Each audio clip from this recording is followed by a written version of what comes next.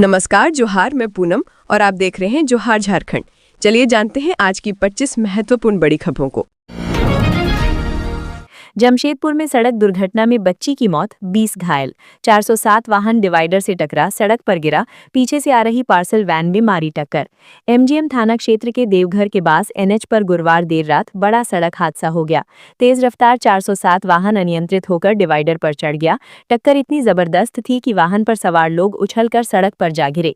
इसी दौरान पीछे से आ रही एक पार्सल वैन ने भी 407 में टक्कर मार दी। हादसे में तुड़ियाबेड़ा गांव की रहने वाली 6 वर्षीय बच्ची विनीता मुंदिया की मौत हो गई, जबकि उसकी मां सीता मुंदिया, पिता लखन मुंदिया समेत 20 से अधिक लोग घायल हो गए। घायलों में बच्चों की संख्या अधिक बताई जा रही है। मृतक व घायल सभी तुड़ियाबेड़ा गांव के निवासी हैं, जो सिमुलडांगा में आयोजित टूसू मेला देखकर घर लौट रहे थे। बताया जा रहा है कि 407 वाहन पर 30 से अधिक लोग सवार थे, जबकि वाहन की क्षमता मात्र 20 लोगों की है। हादसे के बाद पार्सल वैन का चालक व खलासी मौके से फरार हो गए। वहीं 407 का चालक राजेश भी इलाज के लिए एमजीएम अस्पताल पहुंचा, लेकिन कुछ देर बाद वहां से भाग निकला। घटना के बाद पुलिस ने घायलों को अलग अलग वाहनों से एमजीएम अस्पताल पहुंचाया। मृत बच्ची के पिता लखन मुंदिया ने बताया कि पूरा परिवार और गांव के लोग टूसू मेला देखने गए थे। लौटते समय ड्राइवर काफी तेज गति से वाहन चला रहा था, तभी देवघर के पास वाहन डिवाइडर से टकरा गया। वाहन में महिलाएं और बच्चे बड़ी संख्या में सवार थे। घायलों में 4 लोगों की स्थिति गंभीर बनी हुई है।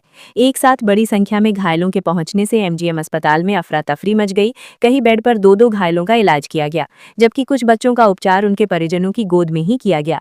कुछ घायलों को गंभीर चोटें आई हैं, जबकि कई को हल्की चोट लगी है। गिरिडीह में होटल कारोबारी पर हमला, तोड़फोड़, हथियारबंद बदमाशों ने मचाया उपद्रव। मारपीट के बाद स्टाफ को होटल के अंदर किया बंद। गिरिडीह बेंगाबाद मुख्य मार्ग पर कर्णपुरा स्थित पंजाबी गार्डन होटल पर गुरुवार देर रात हथियारबंद उपद्रवियों ने हमला कर दिया। 30 से 40 की संख्या में आए हमलावरों ने होटल में घुसकर जमकर तोड़फोड़ की और कर्मचारियों को बंधक बना लिया। प्रत्यक्षदर्शियों के अनुसार उपद्रवियों ने होटल संचालक मुकेश यादव, अनिल यादव और संदीप बर्णवाल के साथ बेरहमी से मारपीट की। मारपीट के बाद सभी को होटल के अंदर बंद करके बाहर से ताला लगा दिया गया, जिससे कुछ समय के लिए अफरा तफरी का माहौल बन गया। घटना की सूचना मिलते ही बेंगाबाद थाना प्रभारी जितेंद्र कुमार सिंह पुलिस बल के साथ मौके पर पहुंचे। पुलिस ने होटल में बंद लोगों को सुरक्षित बाहर निकाला। हालांकि पुलिस के पहुंचने से पहले ही उपद्रवी फरार हो गए थे। पुलिस ने त्वरित कार्रवाई करते हुए एक संदिग्ध व्यक्ति को हिरासत में लिया है, जिससे पूछताछ जारी है। बताया जा रहा है कि पंजाबी गार्डन होटल के संचालक होटल व्यवसाय के साथ साथ जमीन के कारोबार से भी जुड़े हैं। जमीन के लेन देन को लेकर 2 पक्षों के बीच लंबे समय से विवाद चल रहा था। आशंका है कि इसी विवाद के चलते एक पक्ष से जुड़े लोगों ने सुनियोजित तरीके से होटल पर हमला किया। होटल संचालक मुकेश यादव ने आरोप लगाया है कि संजीव मोदी और उनके साथियों ने इस घटना को अंजाम दिया। उन्होंने बताया कि उपद्रवी अचानक होटल में घुसे और तोड़फोड़ और मारपीट शुरू कर दी। होटल में हुई तोड़फोड़ से भारी नुकसान का अनुमान है। घटना के बाद होटल परिसर और आसपास के इलाके में तनाव का माहौल है। पुलिस ने इलाके में गश्त बढ़ा दी है। बेंगाबाद पुलिस मामले की गहन जांच कर रही है। थाना प्रभारी जितेंद्र कुमार सिंह ने बताया कि प्रथम दृष्टया ये मामला जमीन विवाद से जुड़ा प्रतीत होता है। सभी बिंदुओं पर जांच की जा रही है और दोषियों के खिलाफ सख्त कानूनी कार्रवाई की जाएगी। रामगढ़ के कांगीबार में हाथियों का उत्पात, फसलों के बाद अब घरों को भी पहुंचा रहे नुकसान, ग्रामीण दहशत में। रामगढ़ थाना क्षेत्र के कांगीबार गांव में हाथियों का झुंड एक बार फिर पहुंच गया है। शुक्रवार की अहले सुबह एक हाथी बस्ती में घुस आया और एक घर को क्षतिग्रस्त कर दिया। ग्रामीणों ने शोर मचाकर हाथी को वहां से भगाया। बता दें कि कांगीबार के आगे पहाड़ी रास्ता है, जहां से हाथी अक्सर गाँव में आते जाते रहते हैं। पिछले कई दिनों से हाथियों का झुंड कांगीबार के पहाड़ी इलाकों में ही डेरा डाले हुए हैं। इससे पहले भी हाथियों ने गांव में फसलों को भारी नुकसान पहुंचाया था। खासकर आलू की फसल पूरी तरह बर्बाद हो गई थी। ग्रामीणों ने पहले ही आशंका जताई थी कि फसलें खत्म होने के बाद हाथी घरों पर हमला कर सकते हैं। फसलों के बाद अब हाथी घरों की ओर रुख कर रहे हैं, जिससे ग्रामीण दहशत में जी रहे हैं। वे पूरी रात जागकर बिताने को मजबूर हैं। ग्रामीणों ने हाथियों से बचने के कई उपाय किए हैं, लेकिन कोई भी कारगर साबित नहीं हो रहा है। हाथी घरों में रखे अनाज को खा रहे हैं और घरों को भी नुकसान पहुंचा रहे हैं। ग्रामीणों ने वन विभाग को इसकी सूचना दे दी है। उनका आरोप है कि वन विभाग समय पर कार्रवाई नहीं करता और केवल खानापूर्ति करता है। ग्रामीणों ने क्षतिग्रस्त फसलों और घरों के लिए मुआवजे की मांग की है। साथ ही उन्होंने हाथियों को जल्द से जल्द इलाके से भगाने की भी मांग की है, क्योंकि वे अब डर के साए में जी रहे हैं। रक्षा राज्य मंत्री संजय सेठ कैरव गांधी के घर पहुंचे, परिजनों से की मुलाकात, झारखंड की कानून व्यवस्था पर सरकार को घेरा। रक्षा राज्य मंत्री संजय सेठ जमशेदपुर पहुंचे और कैरव गांधी के आवास पर उनके परिजनों से मुलाकात की। उन्होंने परिवार के सदस्यों से घटना के संबंध में विस्तृत जानकारी ली। परिजनों से बातचीत के बाद संजय सेठ ने मीडिया से बात करते हुए झारखंड की कानून व्यवस्था पर गंभीर सवाल उठाए। उन्होंने कहा कि झारखंड में कानून व्यवस्था पूरी तरह ध्वस्त हो चुकी है। उन्होंने सुझाव दिया कि झारखंड को बिहार और योगी मॉडल से सीखना चाहिए और राज्य में योगी मॉडल लागू करने की मांग की। उन्होंने आरोप लगाया कि राज्य में अपराधियों का मनोबल बढ़ रहा है और आम जनता असुरक्षित महसूस कर रही है। उन्होंने कहा कि हत्या, लूट, छिनतई, मारपीट और संगठित अपराध की घटनाएं लगातार बढ़ रही हैं, लेकिन सरकार और प्रशासन इस पर कोई कार्रवाई नहीं कर रहे हैं। संजय सेठ ने दावा किया कि अपराधियों को संरक्षण मिल रहा है, जिससे कानून का डर खत्म हो रहा है। रक्षा राज्य मंत्री ने पीड़ित परिवार को न्याय दिलाने का आश्वासन दिया। उन्होंने कहा कि वे इस मामले को गंभीरता से उठाएंगे और संबंधित अधिकारियों से बात कर निष्पक्ष व त्वरित कार्रवाई सुनिश्चित करेंगे। उन्होंने दोषियों को बख्शे न जाने और पीड़ित परिवार को पूरा न्याय मिलने पर जोर दिया। संजय सेठ ने राज्य सरकार से झारखंड में कानून व्यवस्था को तत्काल दुरुस्त करने के लिए ठोस कदम उठाने की मांग की। इस दौरान स्थानीय भाजपा नेता और कार्यकर्ता भी उपस्थित रहे, जिन्होंने राज्य में बढ़ते अपराध पर चिंता व्यक्त की। गैंगस्टर प्रिंस खान की खुली चुनौती, कानून के हाथ इतने लंबे नहीं जो हमको पकड़ लें। झारखंड के कोयलांचल में आतंक का नाम बन चुके गैंगस्टर प्रिंस खान का वीडियो सोशल मीडिया पर वायरल हो रहा है। वायरल वीडियो में प्रिंस खान ने न केवल आधुनिक हथियारों का प्रदर्शन किया है, बल्कि वासेपुर के पुराने डॉन फहीम खान के परिवार को खत्म करने की सीधी धमकी दी है। वायरल वीडियो में प्रिंस खान अपने कई गुर्गों के साथ नजर आ रहा है, जो अत्याधुनिक हथियारों से लैस है। वीडियो में उसके तेवर बेहद आक्रामक हैं। वो साफ तौर पर कहता सुनाई दे रहा है कि कानून के हाथ इतने लंबे नहीं कि वो प्रिंस खान तक पहुंच जाए। इस तरह के बयान देकर उसने सीधे तौर पर झारखंड पुलिस और जांच एजेंसियों को चुनौती दी है। उसने ये भी कहा कि अगर हमको कानून पकड़ लेगा तो हम खुद को गोली मार लेंगे। प्रिंस खान ने इस वीडियो के जरिए अपने पुराने प्रतिद्वंद्वी फहीम खान के परिवार पर भी निशाना साधा है। उसने चेतावनी देते हुए कहा कि इस बार नरसंहार होगा। बता दें कि वासेपुर में वर्चस्व की लड़ाई लंबे समय से चली आ रही है और प्रिंस खान लगातार फहीम खान के गुट को चुनौती देता रहा है। वायरल वीडियो की लगातार न्यूज़ पुष्टि नहीं करता है। ईडी बनाम रांची पुलिस, झारखंड हाईकोर्ट ने रांची पुलिस की जांच पर लगाई रोक। झारखंड हाईकोर्ट ने गुरुवार को ईडी की क्रिमिनल रिट याचिका पर सुनवाई करते हुए रांची पुलिस की जांच पर रोक लगा दी है।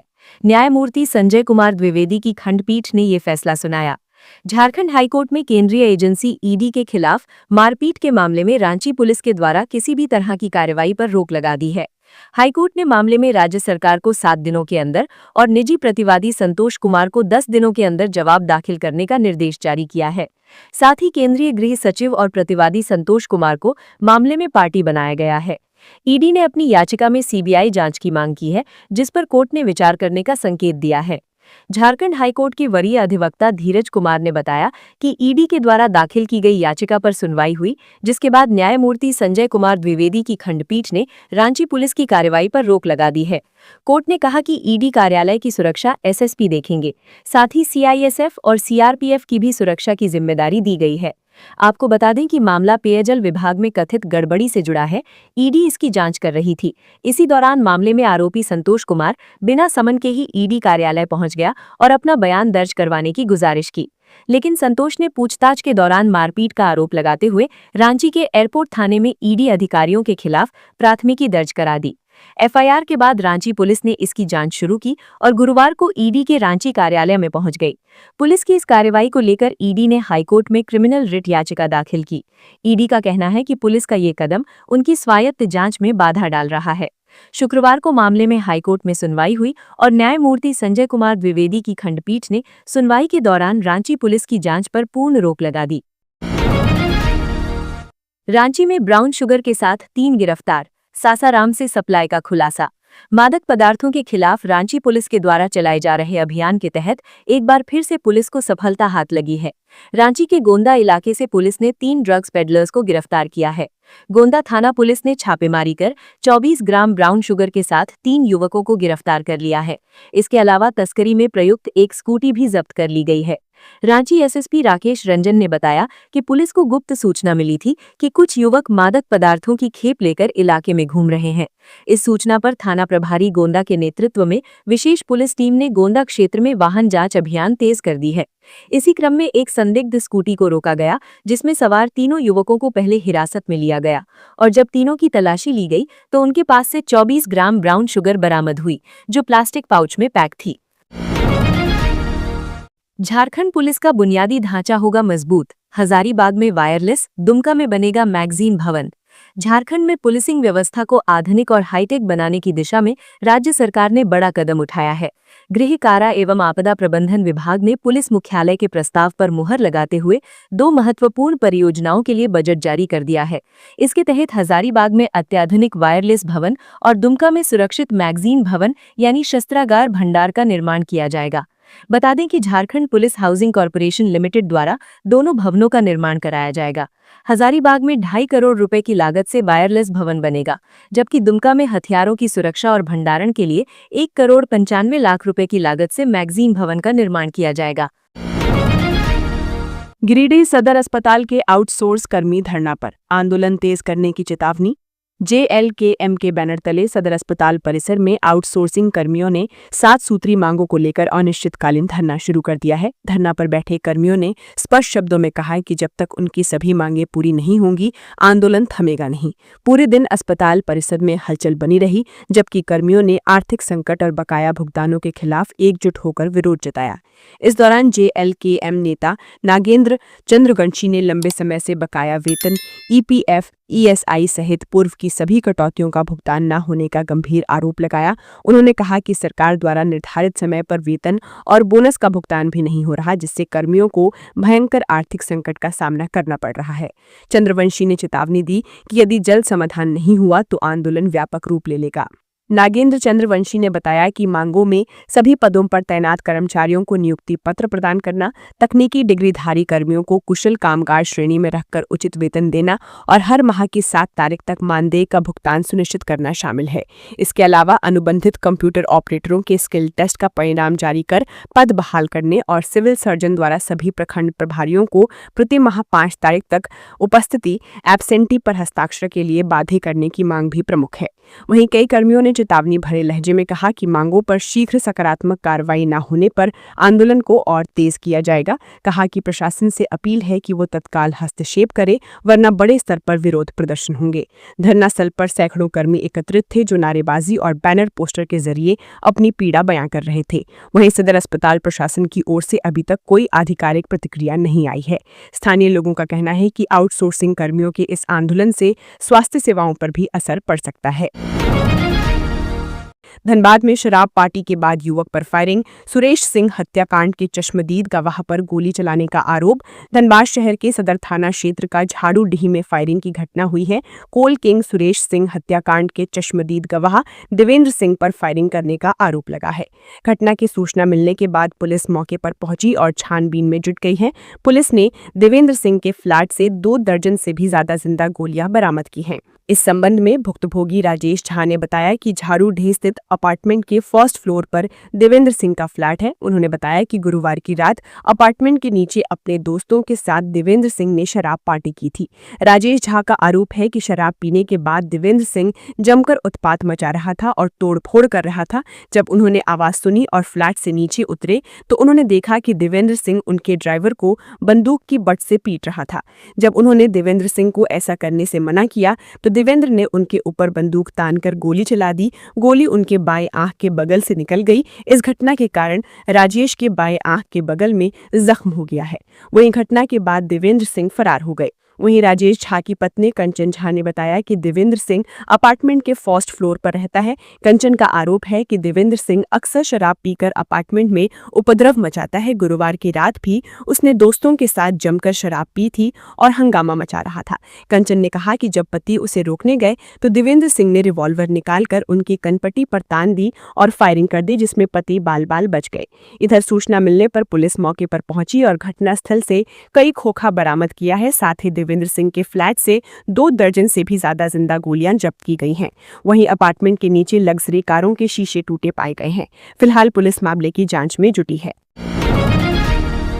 झारखंड निकाय चुनाव, सियासी दलों की बढ़ी टेंशन, एक सीट पर ढेरों दावेदार, आखिर कैसे बनेगा समन्वय। झारखंड में नगरीय निकाय चुनाव की घोषणा जल्द होने वाली है। ये चुनाव गैर दलीय होगा, लेकिन इस बार का चुनाव राजनीतिक दृष्टि से बड़ा संकेत देने वाला है। शहरी क्षेत्र में अपनी मजबूत पकड़ मान रही बीजेपी के लिए ये चुनाव किसी चुनौती से कम नहीं है। ठीक इसी तरह सत्तारूढ़ दल जेएमएम, कांग्रेस और राजद पिछले विधानसभा चुनाव में शहरी वोट बैंक में इजाफा होने से काफी उत्साहित है और इसी पकड़ को बनाए रखने के लिए सत्ता पक्ष पूरी तैयारी कर चुका है। और प्रत्यक्ष रूप से चुनाव लड़ने की तैयारी में जुटे सियासी दलों की चिंता कोई और नहीं बल्कि अपने ही बढ़ा रहे हैं। हालात ऐसे हैं कि वार्ड पार्षद से लेकर महापौर और अध्यक्ष जैसे एकल पदों पर पार्टी के कई नेता और कार्यकर्ता चुनाव लड़ने की तैयारी में हैं। रांची नगर निकाय क्षेत्र की बात करें तो यहाँ पार्षद से लेकर महापौर पद पर सियासी दलों में अंदरूनी कलह है। बात यदि बीजेपी की करें तो रांची नगर निगम क्षेत्र के अंतर्गत आ रहे 53 वार्डों में जबरदस्त खींचतान है। इस खींचतान को वार्डों के आरक्षण ने भी बढ़ाया है। उदाहरण के तौर पर वर्तमान वार्ड संख्या 34 में पार्षद बनने के लिए अरुण कुमार झा और ओम प्रकाश सिंह जैसे नेताओं ने चुनाव लड़ने की तैयारी कर ली है। बीजेपी में सबसे ज्यादा महापौर सीट पर चुनाव लड़ने के दावेदार हैं, जिसमें अशोक बड़ाइक, रोशनी खलखो, सुजाता कच्छप, नकुल तिर्की, राम कुमार पहान जैसे नाम शामिल हैं। इसी तरह कांग्रेस और जेएमएम की स्थिति है। रांची महापौर पद के लिए एक तरफ जेएमएम नेता अजय तिर्की किस्मत आजमाना चाहते हैं, दूसरी ओर कांग्रेस नेता रमा खलखो भी चुनाव मैदान में उतर सकती हैं। 800 राजद और वाम दल में भी कमोबेश ऐसी ही स्थिति है। नगर निकाय चुनाव में पार्टी के अंदर समन्वय बनाना बड़ी चुनौती साबित होगी। पार्षद जैसे पद के लिए पार्टी हस्तक्षेप करने से परहेज के मूड में है, लेकिन महापौर, नगर परिषद और नगर पंचायत अध्यक्ष के पद पर चुनावी लड़ाई में राजनीतिक दलों का अप्रत्यक्ष हस्तक्षेप होगा। इसके लिए पार्टी के अंदर कार्यकर्ताओं को समझा बुझाकर चुनाव मैदान में उतारने की तैयारी की जा रही है। बीजेपी प्रवक्ता प्रदीप सिन्हा का मानना है कि दावेदार अधिक होना स्वाभाविक है, लेकिन समन्वय बनाकर चुनाव लड़ा जाएगा। जेएमएम के केंद्रीय प्रवक्ता मनोज पांडे भी मानते हैं कि दावेदारों की संख्या अधिक होने से परेशानी तो होती है, लेकिन केंद्रीय नेतृत्व चुनाव की घोषणा के बाद कार्यकर्ताओं को समझाने में जरूर सफल होगा, जिससे अधिक से अधिक सीट मिल सके। झारखंड को मिली 2 अमृत भारत एक्सप्रेस, हावड़ा आनंद विहार और सियालदाह बनारस अमृत भारत एक्सप्रेस की सौगात, 18 को उद्घाटन। भारतीय रेलवे यात्रियों की सुविधा के लिए उत्तरी राज्यों के विभिन्न शहरों से 5 नई अमृत भारत ट्रेनों का परिचालन शुरू कर रहा है। इनमें से 2 ट्रेनें झारखंड से होकर गुजरेंगी। पूर्व मध्य रेल के मुख्य जनसंपर्क अधिकारी सरस्वती चंद्र ने एक प्रेस विज्ञप्ति जारी कर ये जानकारी दी। रेलवे के अनुसार हावड़ा आनंद विहार हावड़ा अमृत भारत एक्सप्रेस का उद्घाटन 18 जनवरी को होगा। ये ट्रेन उद्घाटन स्पेशल के रूप में संतरागाछी से दोपहर 2:45 बजे रवाना होगी। ये ट्रेन दुर्गापुर और आसनसोल होते हुए झारखंड के धनबाद, नेसुबो गोमो, पारसनाथ और कोडरमा पहुंचेगी। इसके बाद ये अगली रात 9:30 बजे आनंद विहार नई दिल्ली पहुंचेगी। इसके अतिरिक्त गाड़ी संख्या 2587 सियालदाह बनारस अमृत भारत एक्सप्रेस का परिचालन भी झारखंड के विभिन्न रेलवे स्टेशनों से होगा। ये ट्रेन भी 18 जनवरी से उद्घाटन विशेष के रूप में संचालित होगी। ये ट्रेन पश्चिम बंगाल के संतरागाछी से दोपहर 2:45 बजे चलकर दुर्गापुर और आसनसोल होते हुए झारखंड के मधुपुर स्टेशन पर शाम 5:50 में पहुंचेगी। इसके बाद ये ट्रेन झारखंड के जसीडीह जंक्शन पर रात 9:58 में पहुंचेगी। जसीडीह से ये ट्रेन बिहार के पटना और उत्तर प्रदेश के दीनदयाल उपाध्याय स्टेशन होते हुए अगले दिन अपने गंतव्य बनारस पहुंचेगी। ये ट्रेन 2 ज्योतिर्लिंग बाबा बैद्यनाथ, जो जसीडीह के पास है, और काशी विश्वनाथ, जो बनारस के पास है, को जोड़ने का भी काम करेगी। इन ट्रेनों के परिचालन से झारखंड के धनबाद, गोमो, पारसनाथ, कोडरमा और आसपास के जिलों के यात्रियों को दिल्ली और कोलकाता की यात्रा में बड़ी सुविधा मिलेगी। इसी तरह संतरागाछी से बनारस अमृत भारत ट्रेन के चलने से जसीडीह और मधुपुर क्षेत्र के यात्रियों को कोलकाता और बनारस जाने में आसानी होगी। झारखंड में मौसम का हाल, सर्दी के सितम से लोग परेशान, 7 जिलों का न्यूनतम पारा लुढ़का, शीतल लहर जारी। झारखंड के तापमान में उतार चढ़ाव के बीच सर्दी का सितम जारी है। शीतल लहर ने जनजीवन को बुरी तरह प्रभावित किया है। ठंड का हाल ऐसा है कि 7 जिलों का न्यूनतम तापमान 5 डिग्री के नीचे चला गया है। ज्यादातर जिलों में लोग दिन के वक्त भी सिहरन महसूस कर रहे हैं। राहत की बात है कि रविवार से अधिकतम तापमान में थोड़ा इजाफा होने की संभावना है, लेकिन रात के वक्त न्यूनतम पारा के 2 से 12 डिग्री के बीच रहने की संभावना जताई गई है। पलामू रेलवे लाइन के किनारे युवक का शव बरामद, पत्थर से कूचकर हत्या की आशंका। शहर थाना क्षेत्र के कांदू मोहल्ला स्थित रेलवे लाइन किनारे एक युवक का शव बरामद हुआ है। शव मिलने की खबर से इलाके में सनसनी फैल गई। प्रथम दृष्टया युवक की पत्थर से कूचकर हत्या किए जाने की आशंका जताई जा रही है। मृतक की पहचान दत्तला पुकारू नाम के रूप में हुई है। पुलिस दत्तला के परिजनों के बारे में जानकारी जुटाने में लगी है। जानकारी के अनुसार स्थानीय लोगों ने शुक्रवार सुबह करीब 7:30 बजे दत्तला का शव देखा। इसके बाद पुलिस को इसकी सूचना दी। सूचना मिलते ही टीओपी 2 पुलिस मौके पर पहुंची और शव को कब्जे में लेकर जांच शुरू कर दी है। स्थानीय लोगों के अनुसार युवक स्टेशन परिसर के आसपास ही रहता था और छोटी मोटी चोरियां किया करता था। पुलिस ने शव को पोस्टमार्टम के लिए अस्पताल भेजने की प्रक्रिया शुरू कर दी है। फिलहाल पुलिस मामले की गंभीरता से जांच कर रही है और सभी पहलुओं को ध्यान में रखते हुए छानबीन की जा रही है। बताते चलें कि बीते दिन इसी क्षेत्र में पूर्व मुखिया सह निवर्तमान वार्ड पार्षद पति नवीन प्रसाद तथा एक अन्य व्यक्ति को गोली मारने की घटना भी सामने आई थी, जिससे इलाके में दहशत का माहौल बना हुआ है। फर्जी बैंक गारंटी से करोड़ों का टेंडर मामला। एफआईआर बता रही है कि कैसे जनता के पैसों का किया गया बंदरबाट। एक तरफ ईडी के जलापूर्ति घोटाले की जांच से झारखंड में बवाल मचा हुआ है, तो दूसरी ओर फर्जी बैंक गारंटी से योजना का टेंडर लेने वाले पर पुलिस का शिकंजा कसता जा रहा है। हम बात कर रहे हैं जिले के एकल ग्रामीण जलापूर्ति योजना के संदर्भ में, जिसमें जल जीवन मिशन के तहत हर एक ग्रामीण घर, स्कूल और आंगनबाड़ी केंद्र में नल के माध्यम से जल पहुंचाया जाना है।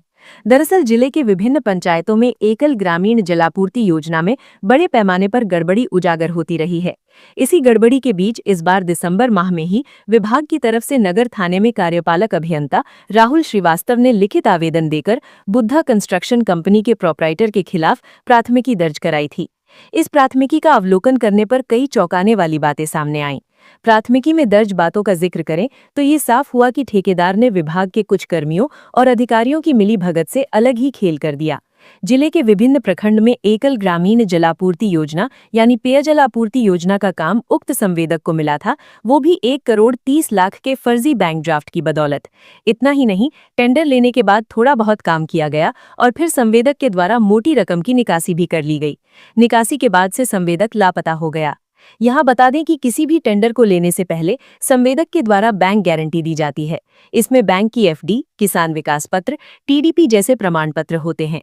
बैंक के द्वारा जारी ये वित्तीय दस्तावेज ये प्रमाणित करता है कि बोली लगाने वाला टेंडर की शर्तों और अनुबंध को पूरा करेगा। यही बैंक सिक्योरिटी विभाग को वित्तीय सुरक्षा उस वक्त प्रदान करता है जब संवेदक काम पूरा किए बगैर भाग जाता है।